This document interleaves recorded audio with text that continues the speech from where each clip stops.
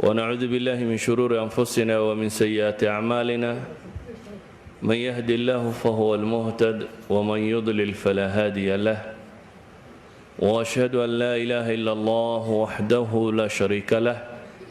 وأشهد أن محمدًا عبده ورسوله وبعد أخواتي في العقيدة الموضوع عن اسكو دايدو نهدي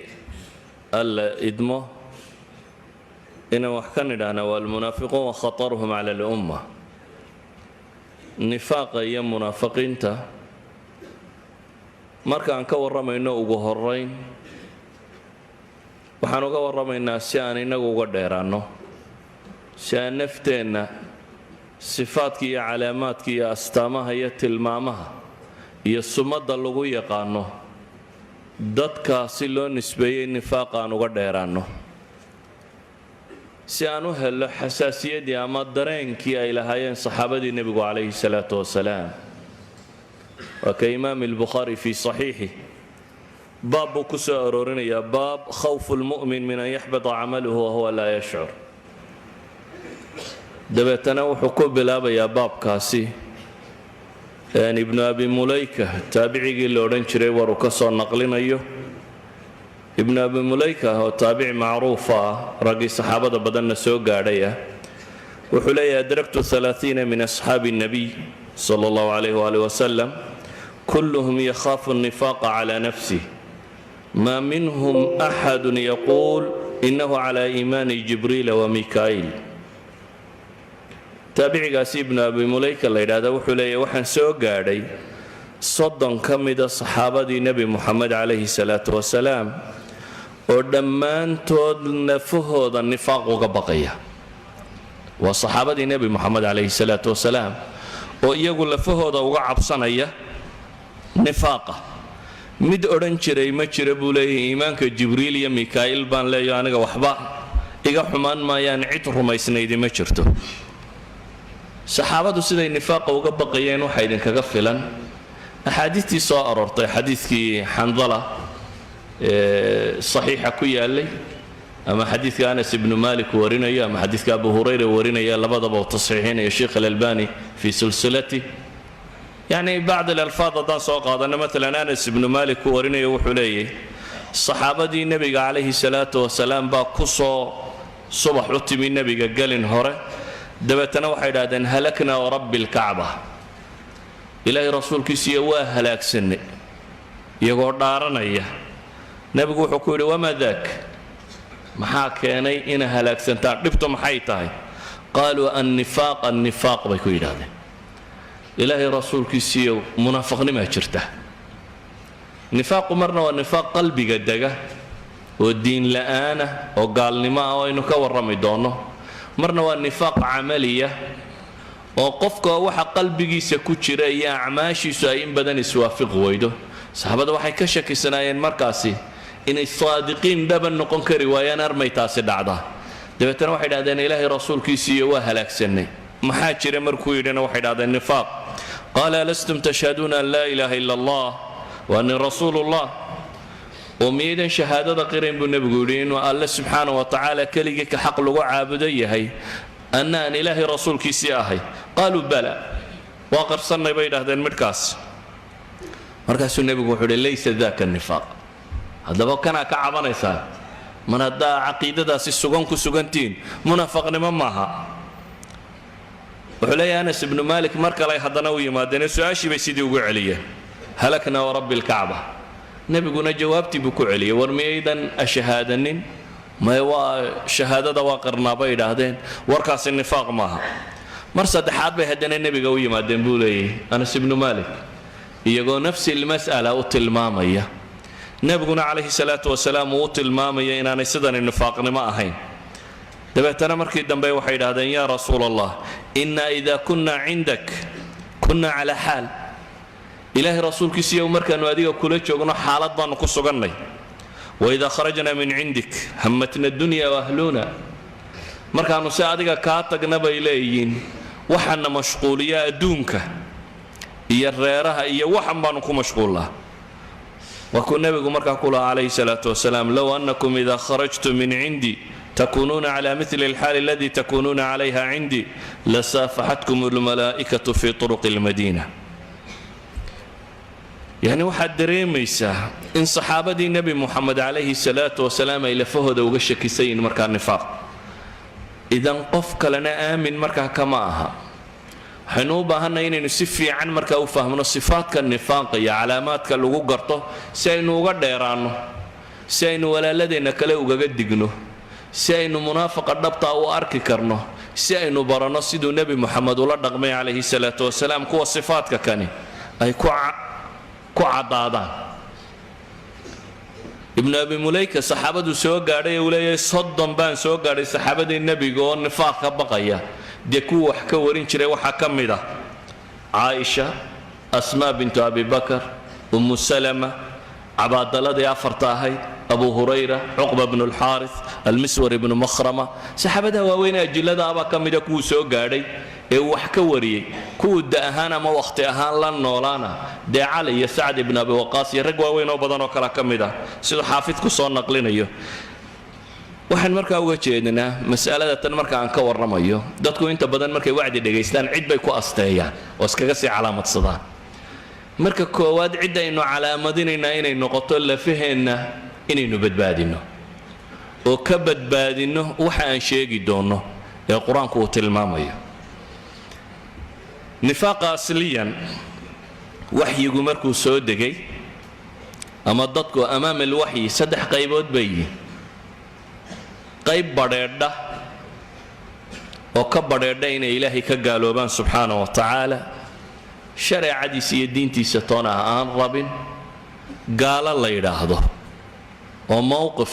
la garanayo sariixa oo cad taagan qayb kale oo iyana ka badheedha oo rumaysan ilaahay iyo rasuulkiisaba siran wa baatinan wa daahiran si walba u rumaysan oo iyana ka badheedha inay qaateen waxyigii xagga alle uga yimi subxaanahu wa tacaala iyo qayb saddexaad oo iyagu labada qolaba u sheegtay inay ka tirsan yihiin hadday kuwan la joogaanna la maca hadday kuwan la joogaanna la maca aan lahayn jur'ada ama awoodda ah inay mowqif cad istaagaan oo waxa ay rumaysan yihiin ay ka badheedhaan ama gaalnimo ha noqoto ama islaamnimo ha noqotee qur-aanka ilaahay wuxuu inoogu tilmaamayaa kooxdani bini aadamka kooxda ugu shar badan inay tahay gaalka munaafiqa ka xun waayo aakhira isaga ka boos hooseeya ina almunaafiqiina fi darki alasfali min annaar walan tajida lahum nasiira naarta waxaa loo kala cadaab kululiyay sida loo kala hooseeyo ilaahayna wuxuu ku tilmaamayaa inay galayaan fi darki alasfal halka ugu hoosaysa naarta inay munaafiqiintu ku jiraan idan munaafiqiintu waa duul gaalnimada ka hooseeya laakiin bulsho ahaan ka tirsan mujtamaca muslimka idan bulshada muslimka qayb ka tirsan oo gaalka ka liidataa jirta qur-aankana astaynayo sifaynaya waa dulkaasi munaafiqiinta la yidhaahdo nifaaqu أصل الكلمة علماء اللغة غار كم يدو حيث الماما وحكيمي من نفقاء اليربوع نفقاء اليربوع وحل قلت الماما بهاشان ولد الله يده دقتك يقضته ولده وحيوان ير وبناك اسكغنول قد بي قضى دم بي أفقى يشا دنك كالي دهار يرمى عيد يربي كغتكتا dabeetana wala hadaad erido godka xagga ka galo aad tiraahdo daba soco xagga kalun bay madaxa ku dhufanaysaa way ka boodaysaa xagga kale oo ka bixi karaysaa aslul kalima waxay ka timi baa leeyahay min nafaqaa'il yarbu' waa kuwan dee nafaqa lagu tilmaamo tunaliskan ama godadkan la maro kaanama uu yahay munaafiqu ka xaggan intuu ka galo xagga kale ka baxa kooxdaana kama tirsana kooxdaana kama tirsana qolana daahirku uga tirsan yahay qolana baatinku uga tirsan yahay وولدا قدك انت حاجه شاحه marka la yiraahdo qabtana xagga kale ka boodaysa idan qaybta tani waa qayb abuurantay ama si samaysantay ahdigii Madiina bal waa dad nabi Muhammad sallallahu alayhi salatu wasalaam bal waa dad majliska nabi Muhammad soo fadhiisanayay bale waa dad intay nebiga u yimaadaan lahaa waxaanu qiraynaa inaad ilaahay rasuulkiisii tahay haddana warkaasi aanu xaqiiqo ahayn ilaahay baa qur-aanka ku tilmaamaya wuxuu leeyahy idaa jaa'aka almunaafiquuna qaaluu nashhadu innaka larasuulu llah wallahu yaclamu innaka larasuuluh wallahu yashhadu ina almunaafiqiina lakaadibuun ittakhaduu aymaanahum junna fasaduu can sabiili illah ilaahay wuxuu sheegaya subxaana wa tacala oo inooga warramaya nabi maxamed baa alla leeyahay markay munaafiqiintu kuu yimaadaan waxay leeyihin nashhad waxaanu ka markhaati kacaynaa maxay ka markhaati kacayaan innaka larasuulullah inna iyo laam iyo adawaatu tawkiidka intay urursadeen ayay waxay leeyihin waxaanu ka markhaati kacaynaa inaad ilaahay rasuulkiisii tahay nabi maxamed bay la khitaabayaan oo la hadlayaan iyagoo la joogana waxay sheegayaan inay rumaysan yihiin nebi muxamed inuu ilaahay rasuulkiisiiyey ilaahay baa subxaana wa tacaala warkooda beeninaya laakiin intaan warkooda la beenin waxaa la tilmaamayaa hadalkay horta sheegeen inuu isagu dhabiyey laakiin iyaga odhaahdoodu inay beentay wallahu yaclamu innaka larasuulu baa ilahay yidhi masaladaas iyada muran kuma jiro oo ilaahay waa ogaya subxaana wa tacaala inaad ilaahay rasuulkiisii tahay laakiin maxaa ka dambeeya ilaahay wuxuu leeyahy wallahu yashhadu ina almunaafiqiina lakaadibuun waxaa kaloo ilaahay ka markhaati kacaya munaafiqiintu inay beenaala yihiin baa la yidhi subxaana wa tacaala idan bulshada aan ka warramaynaa ma aha bulsho daba joogtay ee waa bulsho nebi maxamed la noolay waa bulsho majliska nebi maxamed fadhiday waa dad nebiga calayhi salaatu wasalaam ku leh waxaanu ka markhaati kacaynaa inaad tahay ilaahay rasuulkiisii sidaa awgeed waa qayb ka tirsan mujtamaca muslimiinta ah qaybta tani cahdigii maka may jirin waayo muslimiintii maka joogtay xaaladdii ay ku noolaayeen may ahayn dad itaal leh oo ama wax laga rajeeyo ama laga cabsoodo ama dadka muslimiinta abaaba dhib ku jiray laakiin wakhtigii madiina gaar ahaan badar gadaasheed ayuu nifaaqu aad u soo caanbaxay markay guushii muslimiintu muuqatay iyo dadku inay xoog yihiin ayuu nifaaqu soo caanbaxay iyagoo isugu jira qaar hunguri wado qaar magac iyo maamuus doonaya qaar raba islaamka inay lu gooyaan nooc walba isugu jira munaafiqiinta qur-aanku uu ka warramay caanka waxaa taqaan inuu ka mid ahaa nin la odhan jiray cabdillaahi ibnu ubay ibnu saluul oo ka mida labadii nin da ahaanba waxaa la yidhaahdaa ansaar dagaaladii dhex maray nin weynba kamuu tegin baa la yidhaahdaa wax odayabay culamaa'i taariikh qaar ka midii sheegaan laba nin baa ansaarba waayeelba ku hadhay labada nin waa xandala ghasiil ilmalaa'ika ninka la baxay abihi abi caamir alfaasiq abi caamir alraahib ninka la odhan jiray midna waa cabdillaahi ibnu ubay waayeel maka labadaasaa ku hadha la yidhi madiina waayeel labadaasaa ku hadhay ragga inta kale dhallinyaray haydee madiina jooga dagaaladii baa waayeelku ku madhay markii la heshiiyeyna waxaa la yidhi aan waayeelkeenna madax ka dhiganoo cabdilaaha la gartay in saltanad iyo maamuus iyo magac loo yeelo iyadoo cabdilaahi taajkiisii suldaannimo la tolayana nebi maxamed baa soo galay calayhi salaatu wasalaam madiina oo dadkii qiyaade iyo diin cusub bay raaceen cabdillaahi ibnu ubay nifaaqiisu nifaaq siyaasiyuu ka bilaabmay bay dhahaan wuxuu u arkay kursigii madaxnimada in nebi maxamed ka qaaday sida awgeed intii hore wuu isgiijinayey markii dambe uu arkay in islaamkii guulaystay xoogaystay badar dabadeedna isna daahirka qolada islaamka ka sheegatay ayuu ka mid ahaa waxa aan ka warramayaa marka waan jeclahay nifaaqa marka ilaahay subxaana wa tacaala uu ka warramayo qur-aan aad u tiro badan baa ilaahay kaga warramay ilaahay subxaana wa tacaala waa awoodayay nebi muxamed in dadka inta munaafiqiinta inta waxyi loogu sheego la yidhaahdo hebel waa munaafiq hebelna waa munaafiq hebelna waa munaafiq hebelna waa munaafiq iska ilaali waxay culammadu yidhaahdaan wakhti dambe ayaa waxyigu nebiga ku soo degay midhadh ka mida munaafiqiinta loo sheegay isna uu xudayfa oo qura u sii sheegay xudayfa ibnulyamaan saxaabigii la odhan jiray laakiin baa la yidhaahdaa intii ugu badnayd munaafiqnimada ilaahay subxaana wa tacaala qur'aan buu ku asteeyey iyo sifaat culamada tarbiya rag ka mid waxay tilmaamayaan mas'aladaasi waxa ku jira bay leeyihiin injiilka dambe muslimiintu waxay ku dhaqmaan ay helaan oo haddii nebi maxamed calayhi salaatu wasalaam uun inta munaafiqiinta magacyadooda loo sheego innagu maanta munaafiqiinta saynu la dhaqmi lahay see lagu garan lahaa innaga ila waxyina inoo iman maayo magacyana ma haynee see lagu garanayaa ilaahay subxaana wa tacaala wuu asteeyey si dadku u wada garto qur'aan aad u tiro badan baa ilaahay munaafiqiin kaga warramaya suuratu lbaqara in badanoo ka mid a ilaahay kaga warramaya suuratu tawba suurat almunaafiqiin axdaad tiro badan oo nebi moxamed calayhi salaatu wasalaam wakhtigiisii dhacdaa ilaahay kaga warramaya ghaswatu uxud ghaswat alaxzaab ghaswatu bani nadiir bani lmustalaq xaadithatu lifk ghaswati tabuuk qur'aanka ka warramaya ghasawaadkaasoo dhammi munaafiqiin buu tilmaamaya waxaa ilaahay subxaana wa tacaala uu ka warramayaa munaafiqiintu khatartooda waa nimankii awooday nebi moxamed ciidan uu wato gebigiisuba 1,000 qofa inay 3 dalooloo dalool la kaci karaan yacni taasiirkay bulshada ku lahaayeen nebi moxamed calayhi salaatu wasalaam ghaswatu uxud 1,000 nin buu la soo dagaal tegey iyadoo uu nebi yahay oo rasuul yahay oo qaa'id yahay oo sayidulbashar uu yahay oo rajul xakiima caqli badan fatana bulshadiisa yaqaana garaad badan isla markaa risaalad iyo waxyinimo wata ayay waxay awoodeen 300 oo ciidankiisa ka mid ah inay cidlo la kacaan nimaan nebi maxamed ahayn markaa maxay ku samayn karaan hadday awoodaan nebi moxamed calayhi salaatu wasalaam ciidankiisii inuu 300 kaxayn karo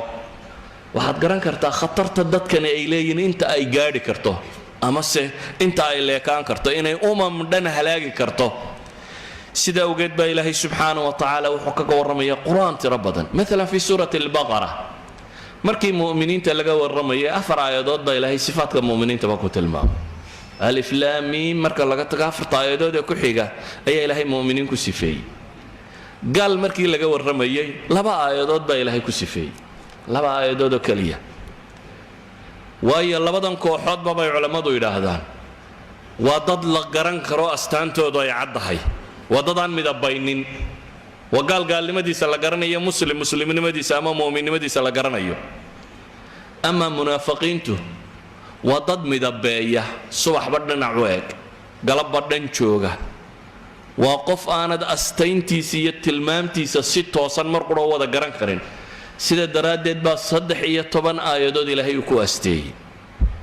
20 aayadood ugu horeeya marka laga warramayo alif laam miim marka laga tago 19 kale 13 aayadood ka mid ah baa lagu asteeyay ama lagu calaamadiyay munaafiqiin taasi waxay tilmaamaysaa bay culimadu yiraahdaan sida uu munaafiqa iyo astayntiisu khatar u tahay ee loo dareemi karo sida uu googooyn badan yahay marba meel uu taagan yahay markii kooxaha dhan la asteeyay ayaa ilaahay subxaanahu wa tacaala dadkoo dhan u yeedhay oo la yidhi yaa ayuha nnaasu taquu rabbakum wardadow dhammaantiin isku darsamo war ilaahay ka baqa la yidhi ilaahay caabuda subxaanahu wa tacaala ucbudu rabbakum waxaan uga soconnaa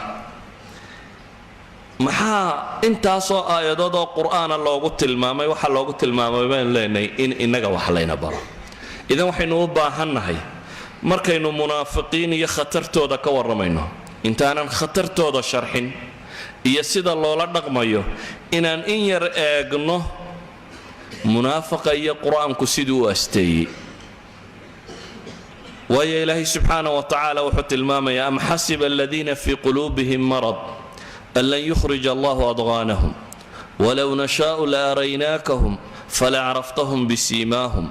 walatacrifannahum fii laxni alqowl wallahu yaclamu acmaalakum ilaahay wuxuu nebi moxamed calayhi salaatu wasalaam u tilmaamayaa duulka gaaleed haddaanu rabno waaba ku tusi lahayn baa ilahay leeyay kuwa munaafiqiinta ah laakiin waxaa loo sheegay nebiga calayhi salaatu wasalaam munaafiqiinta wuxuu ku garanayaa inay tahay warkooda iyo ficilkooda iyo aqwaashooda iyo qaabkay u dhaqmayaan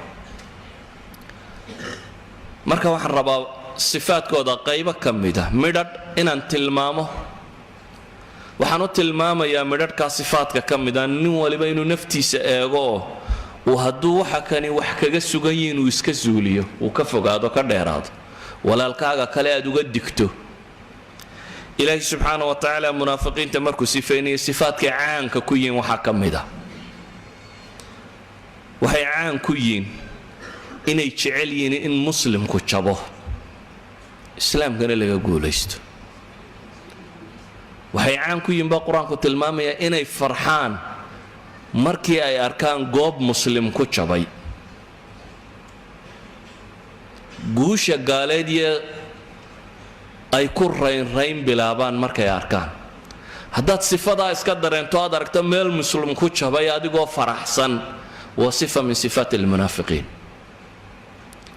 ilaahi baa subxaanahu wa tacaala qur-aanka wuxuu ku leeyahy in tusibka xasanatun tasu'hum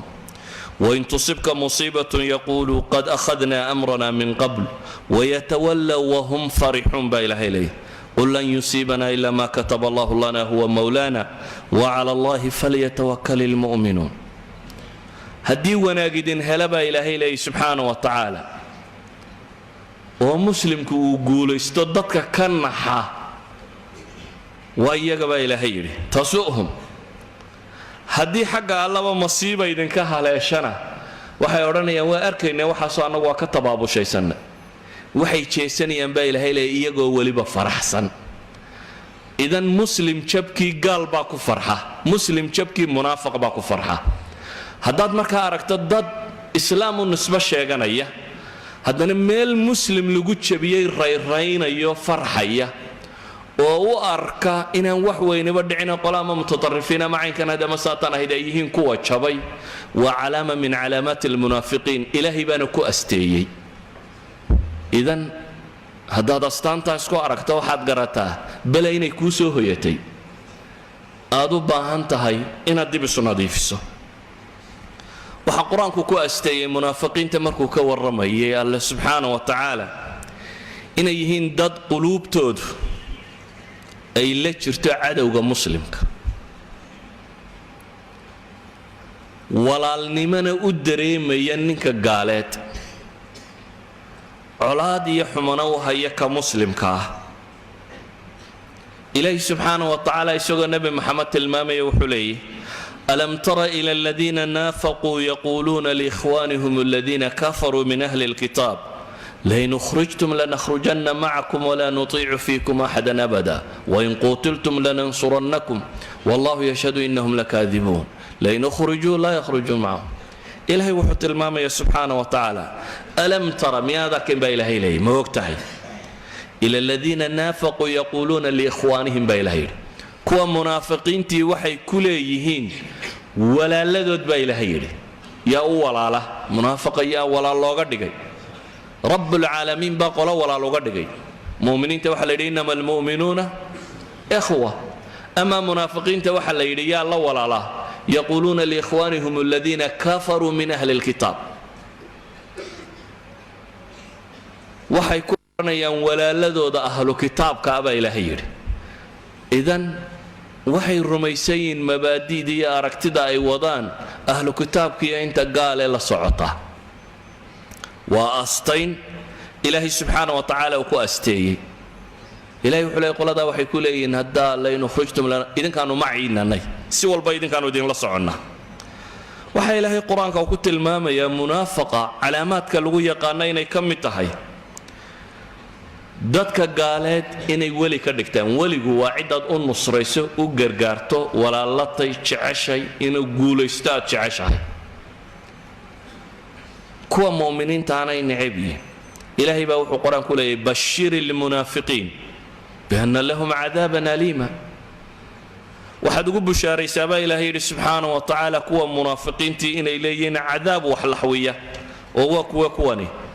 الذين يتخذون الكافرين أولياء من دون المؤمنين أيبتغون عندهم العزة فإن العزة لله جميعا إلهي مؤمن كوحكو منافق سيوحكو أستي الذين يتخذون الكافرين أولياء وكوا قال دولك كدغنا يبا إلهي من دون المؤمنين ومحيو كدغنا أيبتغون عندهم العزة با إلهي مقولي يا شرفتي مقعي رين بين كرادين ينبال ليدي سبحانه وتعالى idan waa calaamad kale oo ilaahay subxaana wa tacaala uu ku tilmaamayo qur-aanka markuu astaynayay nimankii munaafiqiinta ahaa calaamaadka alla ku tilmaamay qur-aanku uu sheegayo waxaa ka mid ah cayda dadka muslimiinta ah asmaa xunxun iyo wax la mida loo bixiyo waa ka ilaahay leh subxaana wa tacaala yaquuluuna lain rajacna ila almadiinati layukhrijanna alacazu minha aladal man iladal waa ahlulislaamkii ayay ku sifaynayaan idan intaasoo astoo aan israaciyey hal midaynu ku sheegi karnaa oo ah labada safka ay rabaan inuu guulaysto gooshiisa ay ku farxayaan ay u hiilinayaan ay walaalayiin ay la socdaan waa safka gaalada baa la ku tilmaamay maca daalika waxay la joogaanoo ay ka tirsan yihiin waa bulshada muslimkaa bulshada muslimkaana waa la degan yihiin safkanna waa u sahan iyo horseed iyo taageero iyo wax walbaba u yihin astaan kaloo xoog laba qur-aanku uu ku sheegay waxaa ka mid ah ilaahay wuxuu leeyay subxaana wa tacaala nimankan calaamaadka lagu yaqaano waxaa ka mid ah haddii ilaahay sharcigiisa lasoo hadal qaado in ilaahay la raaco laga xukum yeesho isaga laga dambeeyo waxyu samaa la raaco mas'aladaasi waa ka dhabar jeedinayaan uma dhegtaagayaan dadkana waxay isku dayayaan inay ka celiyaan oo ka weeciyaan waxay raalli ku yihiin mas'aladaa wixii cagsigeeda ah ayay ku faraxsan yihiin magacay doonaan markaa ha u bixiyaan oo ah maxaa u cagsiya cuquusha basharku waxay xeeraysay jidaysay ay isim ha wato ilaahay wuxuu sharciyeeye jideeyey ma rabaan bini aadamku caqligiisa wixii uu ka keenay uu jideeyey ama xeer qabiil ha lagu sheego ama xeer dowladeed lagu sheego ama xeer United Nations lagu sheego ama xeer ka hooseeya mid ka sarreeya mid ka dambeeya wuxuu doonayaa baa noqday wixii bashar uu ururiyeyna xaqiisa u dheeraynayaan baa ilaahay leeyahay ilaahay wuxuu ku tilmaamay inay calaamad munaafiqtay markaas ilaahay quraanka wuxuu ku leeyahay alam tara ila alladhina yaz'umuna annahum amanu bima unzila ilayka wama unzila min qablik يريدون أن يتحاكموا إلى الطاغوت وقد أمروا أن يكفروا به ويريد الشيطان أن يضلهم ضلالا بعيدا وإذا قيل لهم تعالوا إلى ما أنزل الله وإلى الرسول رأيت المنافقين يصدون عنك صدودا إلهي وحليه سبحانه وتعالى ميانا أركين كوى الشيغانية أرنكود الزعم بالغدقي يزعمون أنهم آمنوا بما أنزل كوا شيغانيا إن الروميين وحي أديك لغو سو دجيي iyo rusushii horeba wixii lagu soo dajiyay oo maxay qabanayaan waxay rabaan baa ilaahay inay xukum ka dhigtaan taaquudka iyo warkii iyadoo ilaahay uu faray inay baabka ka gaaloobaan laakiin shaydaan baa lumitaan fog lumiyay baa ilaahay maxaa wastaana markaa wa idha qila lahum ta'alu ila ma anzala Allah wa ila ar-rasul haddii la yidhaahda baa ilaahay yidhi waar u kaalaya ilaahay subxaana wa tacaala wuxuu soo dejiyey nebi moxamed wixii waxyiye loo keenay kaalayo raaca haddii la yidhaahdo ilahay wuxuu yidhi ra'ayta almunaafiqiina yasuduuna canka suduuda waxaad arkaysaa munaafiqiintii oo mas'aladaa ka jeesanayoo diidan oo ka cararaya idan haddaad aragto bulsho ka didayso ka fiigaysa waar ilaahay aan raacno waa sifo ka mida sifaadka munaafaqa lagu yaqaanee rasmiga waa sifo aan u baahanay markaasi inaan iska fogayno oo ah haddii ilaahay iyo rasuulkiisa lagugu yeedho inaana diidin mas'alo 2 3 4 5 20 konton waxay doonaysaa ha noqoto ilaahay iyo rasuulkii haddii lagugu yeedho wixii ka yimi inaanad ku madaxadaygin oo ka jeesanin haddaad ka jeesato waxay noqonaysaa inaad yeelatay sifo ka mid ah sifaadka nifaaqa munaafiqiinta sifaadka uu qur-aanku ku sifeeyey waxaa ka mid ah inay yihiin qaybo ka midi duul tahana muuqaal ahaan dadka markay is hortaagaan jidh ahaan dhisan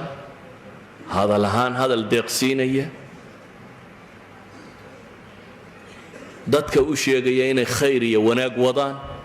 waxay rabaan inuu islaax yahay laakiin hadday jeestaan iyo markay tagaan bulshadii markii lala hadlay saasaa loola hadlay laakiin marka asxaabtoodii ama gaaladoodii ama kooxda la isku mabda ahaa loo tago warkii ka gedisan baa la akhriyaa. mar labaad waxaa la yidhi marka ay hadlayaan ee wax sheegayaan sidan bay wax u wadaan. haddiise madax laga dhigo oo iyaga arrinka loo dhiibana wax walba waa gundhabaan baa ilaahay leeyahay, fasaad bay ku gundhabaan, waxbaba ma nooleeyaan. idan marka hore aanay wax haynin waa warramayaan, khayr bay ka warramayaan iyo wax walba in la islaaxinayo. markayse iyaga gacantooda soo gasho dad iyo xoolaba waa halaagsamayaan. ilaahay baa qur-aanka wuxuu leeyahy wa min annaasi man yucjibuka qawluhu fi lxayaati اdunya wayushhidu allaha cala ma fii qalbi wahuwa aladdu lkhisaam. dadka qaar baa ka mida baa ilaahay leeyahy warkiisu uu ku cajab gelinayo, oo dadka caliimu lisaanka bale dad dood badan oo doodyahana aladdu lkhisaama, dad dood badan oo warkiisa markuu sharxayo si fiican u soo bandhigi kara. laakiin ilaahay wuxuu leeyahy waida tawalla min alwilaaya aw min altawalla iyo alicraad kaa doontaba kake, haddii ay madax noqdaan ama haddii ay jeestaan oo meeshii laga warramayay ay ka tagaan oo meelahoodii gaarka ah ay tagaan, ilahay wuxuu leeyahy sacaa fi lardi liyufsida fiiha wayuhlika alxarha wannasr wallahu laa yuxibu alfasaad. shaqaday markaa u dhaqaaqaan waxa weeyaan baa ilaahay leeyahy inay dhulba fasahaadiyaan oo ay xarth iyo nasl, taran iyo beer iyo cid walba inay halaagaan baa ilahay leeyahy subxaana wa tacaala. wallahu laa yuxibu alfasaad baa ilahay yidhi, ilahayna fasaadka ma jecla. waida qiila lahu ittaqi illah, markaa dambe uu wax wado haddii la yidhaha war ilaahay ka cabso, xaggaad wax ku wadaa, akhadathu alcizatu bilism faxasbuhu jahannama walaa bi'sa almihaad. isla weynidiiyo kibirkaa qaado oo dadka wuxuu arkaa dadaan waxba garanaynin ama wax badan, wuxuu u arkaa fasaadkiisu inuu islaaxiyey. waayo ilaahay baa wuxuu leeyahy waida qiila lahum laa tufsiduu fi lard qaluu inamaa naxnu muslixuun alaa inahum hum lmufsiduun walakin laa yashcuruun baa ilaahay leeyahy. haddii la yidhaahdo war dhulka ha fasahaadinina, waxay leeyihin annagu waxaanu wadnaaba waa islaax. xoogaagan dadka lalaynaya waxa kan waxaa looga jeeda in nidaamka lagu dejiyo, arrimuhu inay dhagdhag noqdaan ayuunbaa loo wadaaye adigunbaa angalka qalloocan wax ka arkayaa lagu leeyahy. adigaa meeshaad wax ka eegaysaa meel qalloocan tahay ee indhaha fayowa caafimaadka qabaa wanaaggan wadna way arkaan. dadka bukaan arag bay ku leeyihin, indhaha bukaan arage wixii caafimaad qabee fayoobi way arkayaan waxa islaax iyo wanaag la wado. ilaahay baa wuxuu leeyahy alaa inahum hum almufsiduun, inahum hum almufsiduun. alaa warhooye adawaatu tanbiih baa ilaahay ku isticmaala. dabeetana ilahay wuxuu leeyahy inahum hum almufsiduun, iyagoo keliyunbaa baa ilaahay leeyahy ahlu fasaadka, kuwa wax fasaadiya waa iyaga, laakiin waxba waanay garanayn, waxba waanay dareemayn baa ilahay leeyahy, dareenkaa lumay. ilaahay subxaana wa tacaala wuxuu ku tilmaamayaa min calaamaati nifaaq inay ka mid tahay dadka ahlu iimaanka ee ilaahay rumeeyey inaad u aragto masaakiin aan aqoon lahayn badan, wax badan garanaynin, sufahaa, maangaabiyo, garaad laawayaal. dabeetana ilahay wuxuu ku leey waidaa qiila lahum aaminuu kamaa aamana annaas, haddii la yidhaahdo war dadku siday ilaahay u rumeeyeen idina ilaahay u rumeeyo kibirkan iyo waalidan ka daaya, qaaluu an nu'minu kamaa aamana sufahaa bay leeyihin. ma waxaad naga rabtaa inaanu yeelno dadkan maangaabyada iyo dadka waxmagaratadii siday yeelaan, masaasaad nala rabtaa bay leeyihin. ilaahay baa wuxuu leeyahy alaa inahum hum sufahaa walaakin laa yaclamuun. iyagaa safiiha baa ilaahay yidhi, maangaabyadu waa iyaga, laakiin waxbaanay garanayn baa alla leeyahy subxana wa tacaala. oo goormuu maangaab garanaya dee inuu maangaab yahay? daabuu maangaab yahay siduu u garan inuu maangaab yahay. waxaa qur-aanku inoo tilmaamaya sifaadkooda inay ka mid tahay mu'miniinta meel ay joogaan ama muuqaalkoodu joogo markay yimaadaan inay muujistaan aragta inay la mid yihiin. waidaa laquu aladiina aamanuu qaaluu aamanna, laakiin kooxahoodii iyo waxoodii markay u baxaan idaa khalow ilaa shayaaiihim qaaluu innaa macakum innamaa naxnu mustahzi'uun. markuu warka dadka la hadlayo shareeco iyo diin iyo arrimo iyo warkaasu ka warramay, khayr buu ka warramay, iimaan baanu qaadanu ka warramay. laakiin kooxahoodii markuu u taga baa ilaahay yidhi wuxuu odhanaya war waa cayaarin, maangaabyadan iyo dadkan wuxuu sheegaye ma waxaasi dhabnagama aha buu leeyahy, waa xiiladka siyaasigaa ka mida buu leeyahy, wax badan kama aha. هذه الصفات مركا انت المامنه يعني القرآن صفات اترى بدن بك تلماميه وحكم دينيين دد حمها ان كباقه وان سمها كباق المنافقون والمنافقات بعضهم من بعض يأمرون بالمنكر وينهون عن المعروف ويقبضون أيديهم نسوا الله فنسيهم إلهي وحد المامين دد حمها دد كفرة فساد إيا الرذيلة إيا وحل إيا خلاق حمد إيا وحاسي ونظام الحرية والله فافنية ووضعا معروف كسوى خطر ماشا وحباك وشرا وحباك صوص عدالة ليه وحي معروف يدعكت على صاري ولا الريبية وحي سفسادي يقوى مباح ولا سيدينية إلهي وحكوت المامية سبحانه وتعالى إن الصفات كودا كم تهي ويقبضون مركي حول شوكته وددهم قوري بدن با إلهي ليني وحو انت وبدن قاطان باي ربان مركي بحين شوكتنا ودد قعمادا قوينا وحبك بحين باي ربان سووا حبا انتو قاطينا الشلي ما كدعين أي دونية مركي إلهي سبحانه وتعالى وحليه ومنهم من يلمزك في الصدقات فإن أعطوا منها رضوا وإن لم يعطوا منها إذا هم يسخطون وادد مركي وحبحين يا صدقية وحبحين شوكتور ربين وحلصيو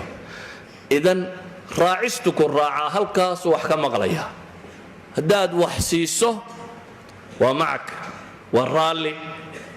انت وحقادنا ايوه لكن هدي لا يداد ما تو لغا يره مارمay qolka ha yara dib badan baa jirta markaas uu dudayaba ilaahay leeyahay subhanahu wa ta'ala markaas uu carada bilaabaya idan waa dad hunguri badan oo hanti markay meesha taalana hunguri la taagan marka aan wax jirin ama aan isaga wax loo dhiibinna ceebayn badan baa ilaahay leeyahay lamzi waa dad ceebayn badan oo dadka ku ceebaynaya wax bixilaaniya kan ودد هداي وحبحنتا iyaga waxa la yiraahdaa yaqbiduna aydihim gacmaha ba u xiran bastil yadi ma yaqaan gacantoodu ma fitsana idan waa min sifat an-nifaq هذه صفات marka aan tilmaamayo waxa aan rabaa inaanan anna yeelan adna aanad yeelanin way waa calaamad kamida calaamatu an-nifaq nifaquna uu qaybsama marna waa kii qalbiga degaya gaalnimada aha marna waa nifaq amaliya نفاق عملي وكون نبي محمد عليه الصلاة والسلام كنت الماميو آية المنافق ثلاث منافق علامات كالغقرتا وصدح أما أربعة من كن أفر منك كسو جنب النبي محمد عليه الصلاة والسلام أفر تاسيسوي ما دوا منافق برحترا أنبياء اسمرين نك مت كمدا لجاها لانا خصلة من خصال النفاق بكتير النبي قول قيب كمدا قيبه النفاق نفاق عملي علماء مركا كفسران إذن مركا أن كور ورسنا هاي النفاق لأن صحابة النبي محمد عليه الصلاة والسلام ورضي الله عنهم كور ورسن معنى هذا حوالي النفاق عملي جاينا نكرر عنه كعقدي جاينا كفجانه مركا أن كور رمي صفات المنافقين ومتشهدين عد على مدسان واستيسان وحنوتشهد قف كستاء مؤمن أهل إيماني إنه يسكت ضيين وحكن كفيد مكتوبات كانوا inuu isku dayo inaanu yeelan calaamadii ilaahay kuwa naarta halka uu hooseeyay galaya ay lahaayeen inaan adigana laga helin inaynu isku dayno inaynu ka fogaano sida daraadeed baa ilaahay subxaanahu wa tacaala wuxuu inoo tilmaamayaa waa dul dhaar badan baa la yidhi ahdigan dambe waxa macruufa madaxda waa la dhaariyaa waa nidaam gaaleedka waayo muslimiintu waxba may dhaarin jirin madaxna lama dhaariyo cid kalena lama dhaariyo qofka muslimka hadii meel loo dhibo wuu hayaa laakiin nidaamka gaaleed baa yaqaana qofkan gacanta taagaya la dhaarinayo dhaar iyo waliya billum baa waqtigan dambe la tira badiyay calaamatu nifaaq ilaahay wuxuu ku tilmaamay wa yahlifuna billahi innahum la minkum wama hum minkum waliya billahi waxay gunta kaga jarayaan inay idinka mid yihiin inay danta dadka wadaan inay maslaxada ilaahayna wuxuu leeyahay wama hum minkum idan kama tirsana waxaynu tilmaamaynaa alla subxaanahu wa tacaala oo ku tilmaamaya munaafaqnimada calaamaadkii lagu yaqaanay waxaa ka mid ah inay yihiin duul madaahirtu ay la weyntay muuqaalkan sare oo waidaa ra'aytum tucjibuka ajsaamuhum baa ilaahay ku tilmaamaya muuqaalkoodu waa ku cajab gelin waa qof jecel dadka inuu muuqaal fiican ugu yimaado laakiin quluubtooda iyo aqaaidooda iyo waxay rumaysay inay aad u liitaan munaafiqiintu waa dad markaa sifaadkaasi uu qur-aanku ku tilmaamay. ama khatartooda iyada haddaan 2-3 kelmadood ka idhaahdo aan badnayn, khatar waxaa ku filan inaynu taariikhda ku hayno nebi maxamed siday u galeen calayhi salaatu wasalaam. inay isku dayeen ciidankii dhammaaye uu watay ulu ka mida inay la baxaan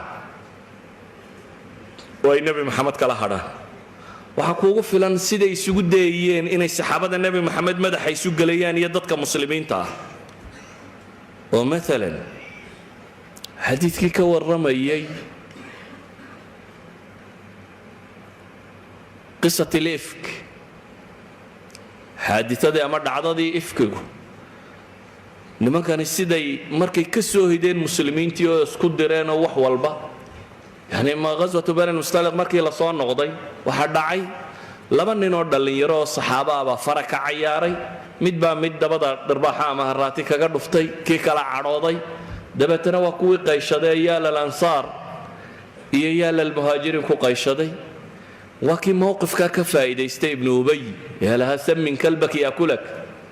ama ilaahay uu ku tilmaamay inuu lahaa haddii magaalada lagu noqdo waa dadku biyeeyo burba u kala baxaya, waa in la kala baxaa. dabeetana nebi moxamed uu leeya calayhi salaatu wasalaam isagoo dadkii dejinaya, dacuuha fa innaha muntin, war qabiyeeladan iyo waxaan isugu yeedhaysaan. bale makrigoodu wuxuu gaadhi karaa xad dad waaweyn oo saxaaba uu ka qarsoomi karo. oo maalan madiine iyadoo la joogo ayay nebi maxamed gurigiisii been ka sheegeen oo ay yidhaahdeen nebi maxamed calayhi salaatu wasalaam haweenaydiisii waxaa ka haystay nin kaloo muslimiinta ka mida. warkaasaa la faafiyey. ilaahay subxaana wa tacaala waxaa la rabay atarbiya bilaxdaad, muslimiinta dhacdooyin dhabaa lagu rabaynayay. bil baan waxyi ka soo deginoo qadiyadda nebi maxamed looga warramayn calayhi salaatu wasalaam. ou nebi maxamed tashiga badinayay oo uu dadka wax weydiinayay, warbarsaydin la tahay see waxu jiraan. cali la tashaday, usaamo la tashaday, bariire wax weydiiyey, uu arrinka ka waraysanayo. xad bay nebiga ka gaadhay intuu masaajidka istaagay inuu yidhaahdo yaa macshara almuslimiin. membarka intuu nebigu fuulay oo ilaahay ammaanay ayuu saxaabadiisii la hadlaya, wuxuu war muslimiinay, man yacdirunii min rajulin qad balaganii canhu aadaahu fii ahli. war yaa iga cudurdaray, yaa iga qabanaya buu nebi maxamed leeyahay nin dhibtiisu ay gurigaygii gaadhay. nebi maxamed baa ka sheeganaya oo mimbarka fuushan oo la hadlaya saxaabadiisiiyo wuxuu leeyahay waar nin dhibtiisu gurigaygii gaadhay yaa iga qabanaya buu nebigu leeyahay calayhi salaatu wasalaam. ilaahay baan ku dhaartay reerkayga inaanan wax khayra mooyaane wax kale ku ogayn. ninka ay wax ka sheegayaanna khayr mooyaane wax kalena kuma ogi, gurigaygana weligii ma gelin isagoo aniga ila socda mooyaane, ee yaa iga qabanaya. saxaabi baa istaagay, sacad ibnu mucaad la yidhahda, wuxuu yidhi ilaahay rasuulkiisiiyow, hadduu reerkayga yahayna, reer buu madax u yahay markaa, hadduu reerkayga yahayna anigaa wax ka qabanaya, hadduu reerka kale yahayna nafar waa dilaynaaye. hadduu waxaad tidhaahdaa shaqaha laga qabta annaga ka qabanayne. saxaabi kalaabaa tii qabyaalad ahayd intay ku kartay ayuu istaagayo wuxuu idhi wallaahi waa been tahay, waxaad sidaa u leeday waxaad ogaatay inaanu reerkiinna ka mid ahay ninka laga cabanaya, mana dili kartid waxna kama qaban kartid. dabeetana saxaabi labaad baa istaagay, usayd ibnu xudayr baa istaagoo wuxuu yidhi wallaahi waa beentaayo waa dilaynaa, shaqana waa ka qabanaynaa, wa innaka munaafiqun tujaadilu can ilmunaafiqiin, adna munaafiq kalaa tahay oo munaafiqiinta u doodaya. dabeetana waaba la isku oogsaday. bal qiyaas nebi maxamed oo mimbar fuushanoo nin ka cabanaya oo saxaabadii inay isku oogsatay waa shaqadii munaafiqu qabtay. dadaan nebi maxamed la joogin markaasay u galaya waa inay casarka isweeraraan, maadaama aanay nebina haysanin cid xakiim oo dadkan kala qaban kartaana iskaba yar tahay. hadduu harag shabeelkiisaasi gashado in yaroo fudud buu dhagaa isugu wada gelin karaa. sidaa ogeed buu nebigu calayhi salaatu wasalaam wuxuu gaadhay qadiyaddii kale intuu joojiyaba inuu dadka aamusiiyo oo yidhaahdo war bal aamusa aamusa aamusa aamusoo saxaabada kala dejiyo. arrinku ninkii laga cabanayaba inuu dhaafo ay noqoto in saxaabadii nebi maxamed la kala badbaadiyo oo lagu kala badbaadiyo munaafaqa kani shaarkan uu gashaday odaynimo iyo sidan uu dhaqmay iyo mushkiladatan. taa macnaheedu waxay tilmaamaysaa munaafaqu khatarta uu ku leeyahay bulshada muslimka ah iyo waxa uu geysan karaa inta ay leeg tahay ayay tilmaamaysaa. waxaan se isweydiinaynaa leenahay sifaadkaasi munaafiqiinta ee qur-aanku wax badan ka sheegaya midhadh yarna aan ka soo qaatay haddaynu inagu nafaheenna kaba khallisno si ay dhacayso kollayba qaar wataa inay joogaan sidee loola dhaqmayaa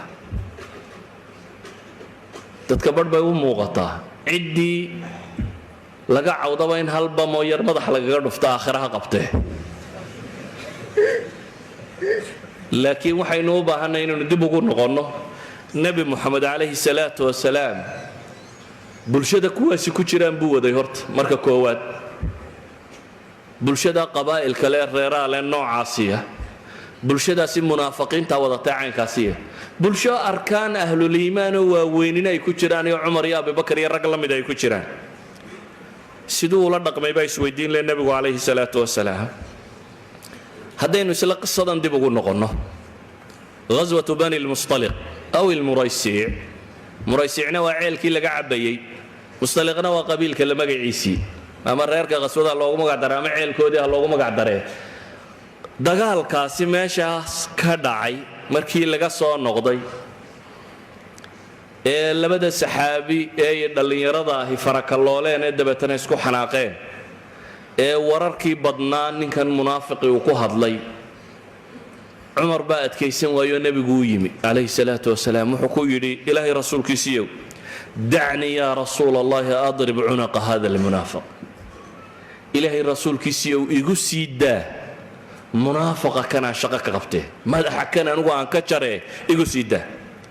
waxay isweydiinta le inaynu garanno nebigu muxuu ugu jawaabay calayhi salaatu wasalaam nebigu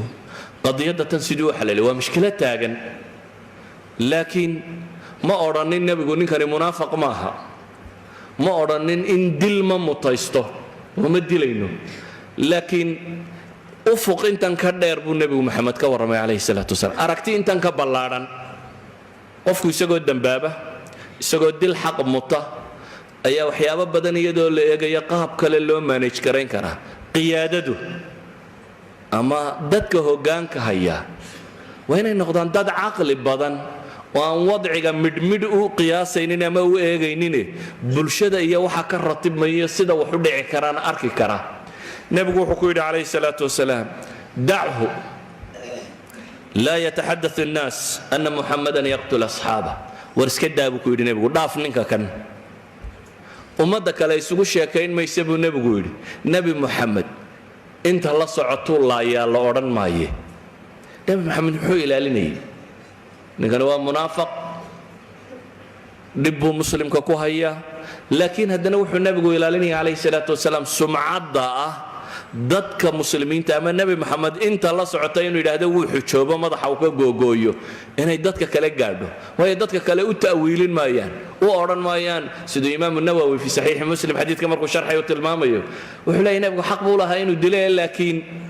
dee gaaladu u ta'wiilin mayso odhan mayso ninkani dhib buu geystay kan buu geystay waxay uma odhanayaan kuwii la socdayba madhiye maxaa laga doonayaa maxaa meesha ka muuqda marka waxaa ka muuqda inaynu baranno ninkani dil wuu xaq mutay wuu dhib badnaa mushkiladiisu waa taa gaadhsiisnayd inuu haddana markii madiine la tagay qisadii hore aan ka warramayuu geystay labada qiso waxa horreeyey tanuu nebigu sii daynayo isagoo shalayto waxaa soo sameeyey ayuu haddana markii madiine la tegey xaadiatulifki iyo wixii uu abuuray ee keentay in saxaabadii dhagaas la gasho idan dilkiisu wuxuu keensan lahaabaa muuqanaysa inta shush badan uu soo baxo oo dad badan ay garan waayaan sababta wax loo dilay oo warar badan la sheego oo qabaa'il badan ay madaxa isla geli karaan idan nebigu calayhi salaatu wasalaam meel durugsan buu wax ka arkayay qur-aanka ilaahay subxaanahu wa tacaala waxa uu inoo tilmaamayaa maalan 3 aayadood oo qur-aanka ka mid ah waxay sheegayaan munaafiqiinta iyo sida loola dhaqmayo kow ilaahay subxaanahu wa tacaala wuxuu leeyahay yaa ayuha annabiyu jaahid alkufaara waalmunaafiqiin واغلظ عليهم ومأواهم جهنم وبئس المصير إلهي وحلي النبي الله جاهد الكفار والمنافقين قالوا يا منافقين بلا جهات بلا يري لكن وين نسوي دينا السيرة دي عملي النبي محمد عليه الصلاة والسلام سيدو قلبه ولا جهات لما هي وح منافق ومنافق نمل له دلي taariikhda nabiga calayhi salaatu wasalaam intaaynu akhrinay kuma hayno wax inta la soo qabtay nifaaq loo dilay bale waxaa la yidhaha cabdillaahi ibnu ubay xaadiatul ifki markuu dhigay saxaabadii iyagu saxaabo ahaa iyo iimaanku dhabta ka ahaa laakiinuu ninkani hadateeliye gafka galay waa la jeedalay oo iyaga xaddulqadfi baa lagu qaaday laakiin xataa culamada taarikh ma sugayaan in cabdillaahi ibnu ubay xataa jeedalkaana laguma dhufanin mistax iyo yani raggii la midka ahaa waa la jeedalay laakiin cabdillaahi ibnu umaya xataa jeedalkaasi kuma dhicin waxaa la tilmaamaya markaa siduu ula dhaqmay wuxuu ula dhaqmay baynu leenahay sidaasuu leeyahay dachu laa yataxadath annaas anna muxamadan yaqtul asxaaba ilaahay qur-aanka wuxuu ku leeyahay markii laga warramay munaafiqiin ayaa ilaahay wuxuu leeyahay hum alcaduwu faxdarhum marka koowaad ilaahay wuxuu ku tilmaamay hum alcaduw khabar iyo mubtadii baa loo kala horraysiiye culamaa ilbalaaqa waxay sheegi jireen wixii xagga dambe mari jiray haddii xagga hore la keeno qisadka xagga hore loo mariyo waxaa ka mid a in wax lagu qasrinayo waxoo lagu koobayo inay yagi kaannamaa la leeyahay iyagoo qurunbaa ah colba waa iyagabaa ilaahayna yidhi kama murmayno markaa munaafiqiinu cadowye ilaahay baa wuxuu leeyahay hum alcaduw colba waa iyagabaa alla leeyahy subxaana wa tacaala gaalba colka ka weyni ee ka soka maray ee ka khatarsan ee naarta halka hoosaysa gelaysa waa iyagabaa ilaahay yidhi garannay maxaynu ku samaynaa markaa ilaahay wuxuu yidhi faxdarhum ka digtoonaada waa inaad nolosha maanage garayn kartaa waa inaad caqliyad ah isticmaali kartaa inaad isna hayn karto dadka muslimiinta aanu kaa fitnayn karin dhibtu gaalada kaaga geysanaya warkuu kaa geynaya waxana aad maanage garayn karto waa inaad contain garayn kartaa alixtiwaa waxay culammadu yidhahdaan waa in lagula dhaqmi karaa siyaasat lixtiwaa munaafiqiintu jihaadkii nebi maxamed raaciyeen iyadoo loogayay inay munaafiqiin yihiin waa kuwii qasbatu tabuuk intay nebiga raacaan akhrinayay waxaan la akhrinin ilaahay iyo rasuulkiisa iyagoo ku jeesjeesaya ku dheeldheelaya bay socdeen waayo sifaadka nifaaqa waxaa ka mid ah waxaan kaftangelin bay kaftangeliyaan kaftanka kuma jiraan ilaahay iyo rasuulkiisa iyo kitaabka quran iyo diinta wax lagu kaftamaba maaha baabka kaftanka la yidhaahda ma galaan laakiin munaafiqu wuxuu ka dhigaa wax layskaga kafkaftamo lagu cayaaro ilaahay baa wuxuu leeyahy isagoo iyaga ka warramaya walain sa'altahum layaquulan inamaa kunna nakhuudu wanalcab qul abillaahi waaaayaatihi warasuulih kuntum tastahzi'uun waxay odhanayaan haddii la weydiiyo waa uun jidkaan isku dhaafinayno waa dheeldheel iyo kaftan iyo bay naga ahayd war ma ilaahay iyo aayaadkiisa iyo rasuulkiisa ku jeesjeesayseen baa ilaahay leeyay laa tactadiru waxba ha cudurdaaranina baa layidhi qad kafartum waa gaalowdeen haddana lama dilin waxna looma geysanin ciidankii muslimiintaanay la socdeen may ahayn dad kaa tegaya maaha dad baaba la firdhiyaayoo kaa hadha oo aad tidhaahdaa warina kala kaxeeya ma hadhayaano nebi maxamed bay xataa dagaalku ku socday dhex socdaan dan kalena male inay wax fasahaadiyaan bay u socdaan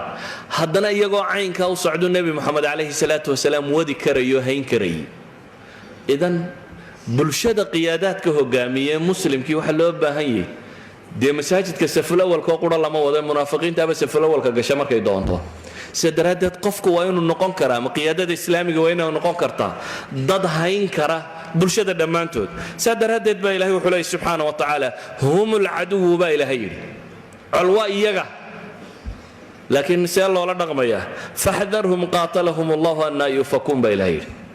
ka digtoonowun iska ilaaliya baa la leeyay subxaana wa tacaala ilahay wuxuu leeyay subxaana wa tacaala aayadda saddexaadee ka warramaysa qaabka loola dhaqmayo وإذا قيل لهم تعالوا إلى ما أنزل الله وإلى الرسول رأيت المنافقين يسدون عنك صدودا فكيف إذا أصابتهم مصيبة بما قدمت أيديهم ثم جاءوك يحلفون بالله إن أردنا إلا إحسانا وتوفيقا أولئك الذين يعلم الله ما في قلوبهم فأعرض عنهم وعظهم وقل لهم في أنفسهم قولا بليغا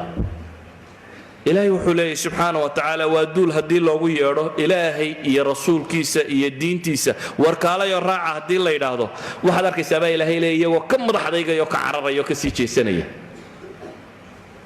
kuwa diinta ka cararee ka sii jeesanaya lama odhan madaxa ka gur ee ilaahay wuxuu leeyahay fakayfa idaa asaabathum musiibatun bima qadamat aydihim uma jaa'uka hadday balaaya haleesho balka warran markay balaaya ku dhacdo ee haddana intay kuu yimaadaan odhanayaan wixii aanu wadnoo dhan anagu hagaajiyuunbay naga ahayd arrinkuunbaa meesha noola ekoonaaday waxay naga ahayduun ixsaanan wa tawfiiqa ilaahay wuxuu yidhi subxaana wa tacaala ulaa'ika aladiina yaclamu allahu ma fii quluubihim waa kuwa ilaahay og yahay waxa qalbiga kaga jira nooca ay yihiin ilaahay waa ogyay baa la yidhi subxaana wa tacaala laakiin maxay ku sameeyeen faacrid canhum baa ilahay yidhi iskaga jeeso wacidhum waani waqul lahum fii anfusihim qawlan baliiqa nafahooda waxaad ka tidhaahdaa baa ilahay leeyahy subxaana wa tacala waxaad u sheegtaa war meel fog gaadhka war baliiqoo ay wax ku qaadan karaan u tilmaam waxaan leenahay munaafiqiinta qaar ka mida baa ilaahay intuu nebi maxamed u waxyooday loo sheegay inuu hebel munaafiqiye oo hebel munaafiqiye oo hebel munaafiqiye oo hebel munaafiqiye oo intuu saxaabada ka mida u yeedhay isna uu u sheegay xudayfata bnulyamaan saaxibu siri rasuulillaah nebi moxamed calayhi salaatu wasalaam munaafiqiin munaafiqnimo lagu hubaabuu magacyadooda u sheegay hebel inuu munaafiqiyo hebel inuu munaafiqiyo hebel inuu munaafiqiye lamana laynin wax kalena looma geysan bulshaday ka mid ahaayeen waxa meesha taallaa markaa waxay tahay waxa loo baahan yahay munaafiqu waa balaayo kula nool waa gaal kula jooga waa kaa dhibtiisu ay gaadhsiisantahay inuu sacd ibnu mucaad iyo sacd ibnu cubaada intuu iska hor keeno iyo usayd ibnu xudayr warkuu ka gaadho innaka munaafiqun tujaadilu cani lmunaafiqiin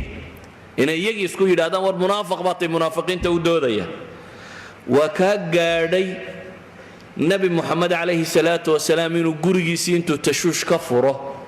bil dhan warkaasi uu faafo laakiin waxaa layna baray qur-aan badan baa ilaahay ka soo dejiyey xaadisada waxaa layna baray wararka inaynan faafin shaa'icaadka inaynan dhegaysanin qofka muslimiintii waxaasi inaanu ka shaqaynin warku cidda ku shaqale in la geeyo xataa hadday war noqoto iyo wax ka qabadkeed inaan suuqa lagaga warramin ciddii wax ka qaban karaysay ee ku shaqo lahayd in loo geeyo waxaa layna barayaa jamaacada muslimiinta iyo dadka muslimiinta inaanu munaafiqiintu kala kaxaynin sida daraaddeed ay xadiidka shaykhaynku warinayaan bukhaari iyo muslim iyo tirmidi iyo nasaa'i iyo axmed iyo kayrkoodba soo saareen zayd ibnu thaabit baa wuxuu leeyahay markii nebigu calayhi salaatu wasalaam uu uxud qabtay ee uu ka soo noqday ee ay munaafiqiintii koox dhan oo saxaabadii dadkii nebiga la dagaalgelaya ay kaxaysteen ee la soo noqday jabkii haddana muslimiinta ku dhacay goobtu waa goob caynkeeye waagta qiyaas ciidankii saddex qaybood oo qayb bay la tageen ha la tagaane haddaad soo guulaysato waxaad odhan lahayd waxba maaha waxay geysteen guul milatariyo cadina may dhicin oo muslimiintii 70 baa laga dilay oo nebiga adeerkii baa la dilay asadkii saxaabadaa la dilay xamza ibnu cabdilmutalib oo bal waa la googooyey oo tamthiil baa lagu sameeyey oo nebi maxamed baa god ku dhacay calayhi salaatu wasalaam oo nabarra ku dhaceen oo xad baa la gaadhsiiyey oo nebigu salaaddii sare joogga ku tukan kari waayo xad bay gaadhay in la yidhi nebigiiba wuu dhintay oo saxaabada iska fadhfadhiisato xad bay gaadhay raggii uxud ka dagaalamayay badh markii la jabay orodkii ay madiine ku galeen la jabay oo orodkii dadkii meesha ka cararay qaar ka midii ay madiine galeen oo qaar ay iska fadhfadhiisteen ciidan sidaa u jabay oo dhibta intaa leegi soo gaadhay nimankii 300 ninka kaxaystay markii madiine lagu soo noqday bay saxaabadii muranto waxay dhaaheen nimankaa waa laynaynaa nimankaa waa in shaqo laga qabtaa waa in la laayaa wuxuu leeyahay zayd ibnu thaabit waxaa soo degay aayaadkan qur-aan ee ilaahay subxaana wa tacaala kaga warramayo famaa lakum fi lmunaafiqiina fi'atayn wallahu arkasahum bima kasabuu aturiiduuna an tahduu man adala allah waman yudlil illahu falan tajida lahu sabiila war maxaa idinku dhacay baa ilaahay leeya munaafiqiinta laba kooxood ugu noqo ha ka murmina nimanka munaafiq waa munaafiq laakiin lama odhanin nimanka laaya ilaahay baa ka warramaya saxaabadii ku murantay war waxaasoo jaba nimankii inoo geystay maxaynu ku samaynaa ragga badhay leeyihiin markaa fi'a ay leedahay naqtuluhum firqana ay leedahay laa ilaahayna qur-aanku ka soo dejiyey sidaa tan buu uga warramay waxaan uga jeedaa munaafiqu waa dul khatar ah waa duulkaasi naarta ugu hooseeya, waa duul bulshada muslimkaa la nool. laakiin waxay u baahan yihiin dadka muslimiinta ahayna kow sifaadka nifaaqa inaynu fahamno si aynu inagu nafteenna uga tahiri karno. laba, inaynu sifaadka nifaaqa fahamno cidday ku ururto si aynu u garan karno calaamaadkii nifaaqu inay qofka kan ku urureen, waayo qofna qalbigiisa waxa ku jira ilaahay unbaa oga la garan maayo. saddex, waxaynu u baahanay inaynu baranno sidaynu ula dhaqmayno aynu u manage garaynayno dadka ummadda ama hoggaanu haya ama a'imma u ah ama horseed u ah ama dhaqaya, inaanay noqonin caqliyo fudud oo ah inuun wixii gaaloobaba laga takhalluso ama wixii dhib geystaba dhegta dhiigga loo daro. inaanu noqonin qadaayaadka islaamiga ee waaweynay inay u baahan yihiin in si xeel dheer oo fog ay u arkaan dadkay gacantooda wax ku jiraan, oo ay gartaan markaa nebi moxamed calayhi salaatu wasalaam dhibta intaa leeg iyagoo u geystay oo dagaaladaa dhan sababay inay jabaan muslimiin badani ama dhib badan ay ku dhacdo, oo guryihii nebiga waxaa ka geystay, oo saxaabadii sidaa isugu diray, oo duulkaasiyo haddana nebi moxamed calayhi salaatu wasalaam oo cafwi iyo tasaamux iyo dulqaad iyo dulqaad qabinimo ku jirta maaha. kaan ka warramaya yacni maaha dulqaad qabiya oo aan ogeyn waxay geysanayaan, ee waa dulqaad garanaya faxdarhumta, waa dulqaad garanaya inaanad ummadda munaafiq madaxa ka saarin, waayo ilaahay baa kuu sheegay yuhliku alxarta wannasl. waa dulqaad garanaya haddana inaan la dilina bulshada lagu dhex wadi karo. idan waa inuu garan karaa dadka hoggaanka u haya ama muslimka ama hoggaaminaya inay bulshada islaamiga ama u nisbo sheegtee magacaasi huwaday inay intay dhiiggooda iska ilaalin karaan iska ilaaliyaan, inay wadi karaan oo dadka kan iyagoo munaafiqiina, iyagoo juhala ah, iyagoo ducafaa inay wadi karaan. dariskaygu markaa waxaan jeclay inaan iska soo koobo, aanan waxba badinin. sifaad badan baa qur-aanka warramay, qur-aan aad u tiro badanna, oo de suwar dhan oo qur'aana markaad akhrido, baqara markaad akhrido, aali cimraan iyo ghaswatu uxud waxa laga sheegaya markaad akhrido, tabuuk iyo wixii ka dhacay iyo suuratu tawba alfaadixa iyo markaad akhrido, suuratu lmunaafiqiin iyo waxa alla kaga warramaya markaad akhrido, suuratu laxzaab iyo ghaswatu axzaab iyo wixii ka dhacay, reer banulmustalaq iyo wixii ka dhacay iyo qisadooda markaad akhrido ilaahay subxaana wa tacaala qur-aanka uu kaga warramayo reer banu qurayda iyo suurat alxashr iyo waxa laga warramayo iyo reer banu nadiir iyo suurat alxashr, alam tara ila aladiina naafaquu iyo aayaadka la mida. yacni qur-aan aad u tiro badan baa ilaahay kaga warramaya. waxaasoo qur-aana waxa loogu warramayaa in innaga wax layna baro, oo layna baro calaamaadka munaafiqnimada inaynu baranno iska ilaalinno, oo nafina aaminka ma aha. xandala markuu yidhi abibakar uu ka soo horbaxay muxuu yidhi naafaqa xandalat ibn اlaswad markuu u yimi abibakar wuxuu yidhi naafaqa xandala. abibakar markuu weydiiye u yidhi maxaa kugu dhacay, wuxuu yidhi dee nebiga markaanu la joognana caynkaasaan markaanu carruurta iyo reeraha iyo xoolaha iyo wax kan u nimaadnana wixii badnaa ayaanu arkaynay, jannada iyo naarta inaanu arkaynaa baad moodaysay buu leeyay markaanu nebiga la fadhinay, hadhowna uun xoolihii iyo reerka iyo dumarka iyo waxbaanu ku mashquullaa. abibakar arrimahaasi cid walba waa haystaanayna wadi buu yidhi nebiga inoo gey. yacni abibakar baa is ilaalinayoo raba inuu isdhowro. bale ilaahay subxaana wa tacaala qur-aankiisa wuxuu ku tilmaamaya dadkuba inay laba yihiin. min almu'miniina rijaalun sadaquu maa caahadu allaha calayhi faminhum man qadaa naxbah waminhum man yatadir wama badaluu tabdiila liyajziya allahu asaadiqiina bisidqihim wayucadib almunaafiqiina in shaaa wayatuuba calayhim in allaha kana ghafuuran raxiima. dadkaba ilaahay wuxuu u qaybinaya saadiqana waxa lagu sheegay mid jidkii ku dhintay iyo mid sugaya inuu ku dhinto. kooxda kalena waxaa lagu sheegay inay yihiin munaafiqiin. idan nifaaq nin weyn iyo nin yarba inaynu ku talagalno sifaadkiisa inaynu iska daahir yeeli karno, hadday yihiin sifaadka qalbiga ah iyo hadday yihiin sifaadka camaliga ah ee axaadiis tiro badan oo nebi maxamed ka soo aroortay ay sheegayso calayhi salaatu wasalaam. inaynu ku dadaallo waxaynu iskaga daahir yeeli lahayn. oo maalan waxaa ka mid ah tusaale qura haddaan idin siiyo xadiidka sheekh alalbani silsilada uu ku soo aroorinaya imaam tirmidina uu soo saaray ee uu xasan ku tilmaamayo sheekhu wuxuu leeyahy من صلى لله أنس بن مالك من صلى لله 40 يوما في جماعة يدرك التكبيرة الأولى نك أفرتن مالموت جماعة كنت كذا لكن أنا ركعات ضم بسوق قاعدين تكبيرة الإحرام كإمام كلا حدا إنه ميلها شغلون بالله قيمة يعني لو كقاعدين جماعة وحرون إنك قاعد التكبير تهور إمامك الله أكبر تنا الله حدته والله حدا أبو النبي محمد ليه إمامك التكبيرة تهور الله حدا كتب له براءتان بالنبي يقول لبس شهادة بالصيام لبس سيرتيفيكيت لبس الشهادة وامحي وبراءة من النار هي براءة من النفاق براءة من النار منافق وحلا في الدرك الأسفل بقول لكن وحلا ليه كان وحلا سيني براءة وكقدر إرادة النفاق نار تو كقدر إرادة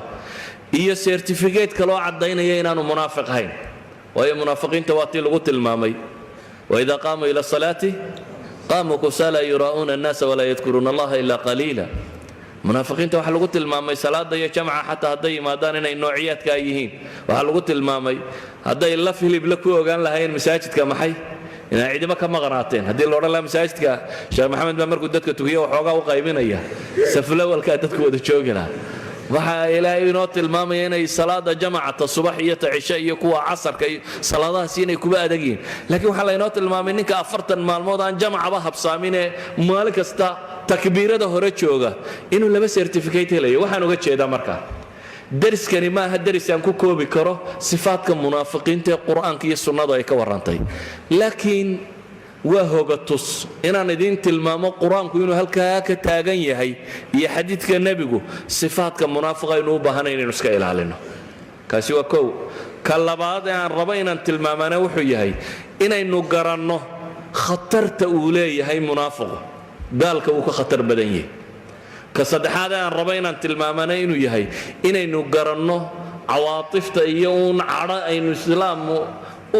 dadka soo horjeeda u cadhaysanay inaanayna qaadine inaynu garan karno ummad haddiiba aad hormood ka noqoto sidaad u haanan karayso ama si aad u maamuli karayso iyo munaafiq iyo hayru munaafiqaba inaad wadi karto oo bulshada muslimiinta aad ka dhex ilaalin karto dacaayaadkan iyo dhibtan iyo waxa kan ilaahay waxaan ka baryaa inuu xaqayna waafajiyo nifaaqana inaga dheereeyo sharkoodana inaga ilaaliyo iyaga iyo gaalba ilaahay sharkooda inuu inaga dhowro inana kuwa saadiqiinta ku tilmaamay safka ka soo horjeeda in Allah subhanahu wa ta'ala inuu daro wallahu a'lamu billahi tawfiiq assalamu alaykum